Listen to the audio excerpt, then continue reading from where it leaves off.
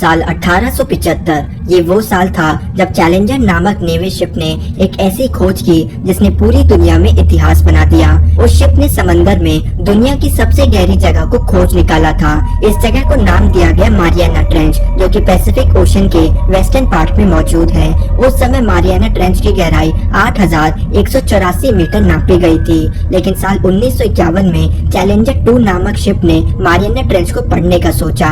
यह शिप सोनार सेंसर से लैस थी, जिससे मारियाना ट्रेंच की गहराई सटीक तरीके से नापी जा सकती थी। साथ ही इस बात का भी पता लगाया जा सकता था कि समंदर की यह अद्भुत जगह आखिर दिखती कैसी है। इस शिप ने कुछ ऐसा खोजा जिसने पूरी दुनिया को चौंका दिया।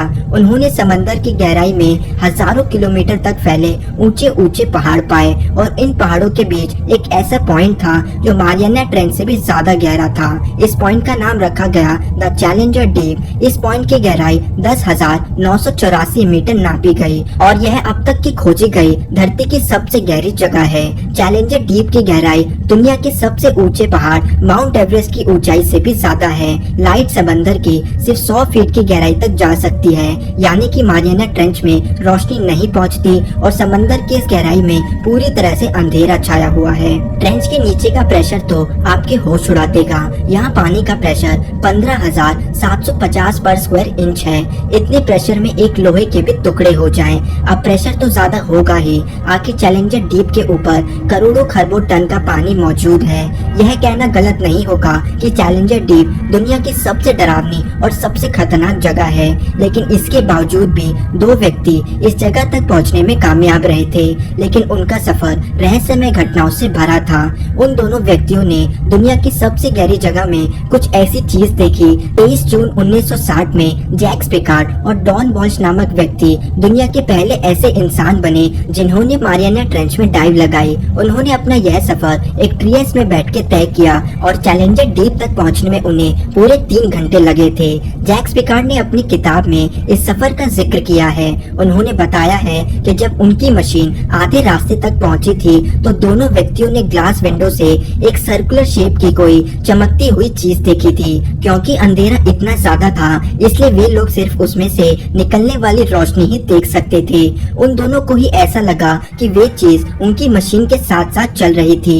दूसरी भाषा में कहे, दोनों को ऐसा आभास हुआ जैसे वे चीज उन पे नजर बनाई हुई थी। उन दोनों को यह कभी नहीं समझ आया कि वे चीज आखिर क्या थी। हो सकता हो कि वे एक ऐसा अंडर वाटर क्रिएचर हो जिसे इंसानों ने कभी नहीं खोजा।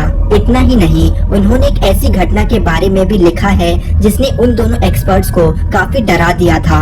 उन्होंने बताया है कि एक समय पे उनको अपनी मशीन के बाहर से मेटल की बहुत तेज आवाज आई। ऐसा लगा कि उनकी मशीन किसी चीज से टकरा रही है या तो कोई चीज मशीन को नुकसान पहुंचा रही थी।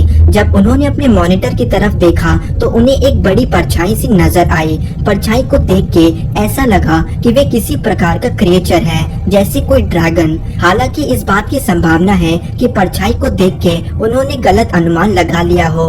आखिर वे ऐसी कंडीशंस में मौजूद थे जिससे दिमाग कई खतरनाक चीजों का अनुमान लगा लेता है।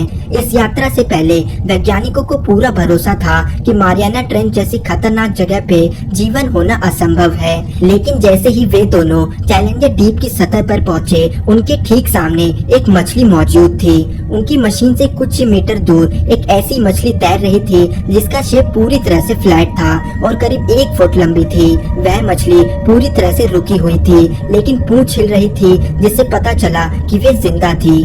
वे दोनों पूरी तरह से हैरान थे कि करोड़ों टन के पानी के प्रेशर का, जिसपे लोहा भी मुड़ जाए, उसका इस मछली पर कोई असर नहीं था।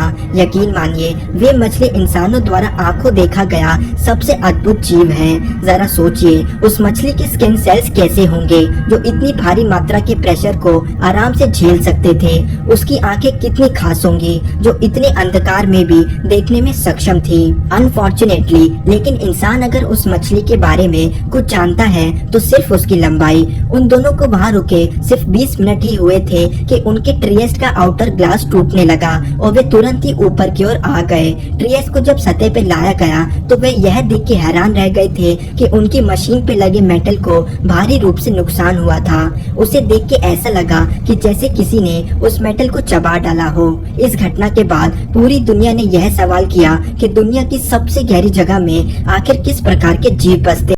इस बात की पूरी पुष्टि हो चुकी थी कि मारियाना ट्रेंच जैसी जगह में भी जीवन मौजूद है। ट्रिएस्ट वाली घटना के बाद इस बात की संभावना को भी झुटलाया नहीं जा सकता कि चैलेंजर डीप में शायद हमारी कल्पना से परे विशाल जीव मौजूद हो। आपको शायद ना पता हो कि वैज्ञानिक इस फिनोमिना को डीप सी जायंटिज्म कहते हैं। ऐसा माना जाता है कि समंदर की गहराई के बढ़ने के साथ साथ वहाँ रहने वाले जीवों का भी साइज बढ़ता है। जैसे नॉर्मल डेप्थ पर हमें छोटी छोटी स्क्विड्स देखने को मिलती हैं, लेकिन समंदर की असीम गहराई में विशाल स्क्विड पाई जाती हैं, जिन्हें जायंट स्क्विड से जाना जाता है। उसी तरह स्पर्म व्हेल भी समंदर के अंधेरे वाले जोन में पाई जाती हैं। यानी कि इस बात की संभावना ने सोनार सबमरीन्स बनाई ताकि वे सोवियत सबमरीन्स पे नजर रख सके। लेकिन जब उन्होंने मारियाना ट्रेंच के आसपास की खोज की तो उनकी सबमरीन्स ने कुछ ऐसा खोज निकाला जिसने उनके होश उड़ा दिए। उन्हें एक विशाल दांत मिला था और कार्बन डेटिंग से जब उसकी एज नापी गई तो वे सिर्फ 20 साल पुराना था। वे दांत दिखने में ठीक एक शार्क के दांत के जैसा था, लेकिन साइज में कहीं ज्यादा बड़ा। इस घटना के बाद यह बात काफी फैली थी कि मारियाना ट्रेंच की गहराई में अनदेखी विशाल शार्क बसती हैं, जो नॉर्मल शार्क के मुकाबले कहीं ज्यादा बड़ी हों। उसी तरह साल 2000 में जापान ने भी मारियाना ट्रेंच के नीचे बसने वाले जीवन को पढ़ने का सोचा। इस एक्सपीडिशन में वही टीम तैनात थी जिन्होंने पहली बार एक जायंट स्क्विड को समंदर की गहराई में रिकॉर्ड किया था। उनके कैमरे ने चैलेंजर डीप से पहले एक विशाल शार्क को रिकॉर्ड किया था। सिर्फ रिकॉर्डिंग से साइज का पता लगाना बहुत मुश्किल था, लेकिन उन्होंने यह बात माना कि उस शार्क का साइज काफी बड़ा था। बाद में वैज्ञानिकों ने उसे ग्रीनलैंड शार्क होने की बात कही और हो न हो यह शार्क अब तक की रिकॉर्ड की गई सबसे बड़ी शार्क थी। साल 1985 में भी अमेरिका के शिप ग्लोमार चैलेंजर के साथ एक अजीब घटना घटी थी। उन्होंने मारियाना ट्रेंच के नीचे एक सर्कुलर मशीन को भेजा जिसे हेजहॉग कहा जाता है। जब हेजहॉग को ऊपर खींचा गया तो वह यह देख के हैरान रह गए कि वे पूरी तरह से डैमेज था। इतना ही नहीं, उन्हें मशीन पर कुछ ऐसे निशान मिले थे जो किसी जीव के बाइट मार्क्स लग रहे थे। बाद में उन लोगों ने बताया कि जरूर वे मशीन समंदर के अंदर किसी पत्थर के बीच फंस गई होगी और ऊपर खींचने की कोशिश में उसे भारी नुकसान उठाना पड़ा। तो दोस्तों, इन घटनाओं के बाद